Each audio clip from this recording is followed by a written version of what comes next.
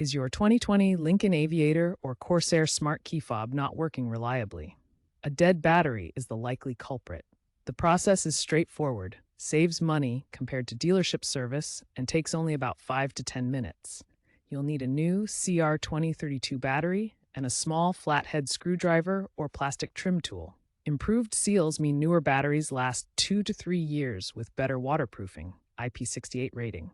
If your key fob is failing after moisture, extreme temperature exposure, or other battery faults, Lincoln's 2025 warranty extensions cover battery-related faults for up to 5 years, 60,000 miles on new vehicles.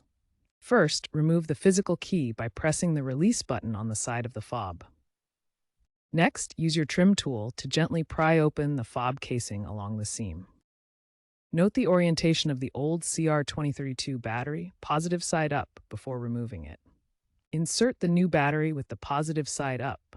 Ensure that the battery is placed securely. Snap the fob back together completely and reinsert the physical key. Test the fob by locking and unlocking your car remotely.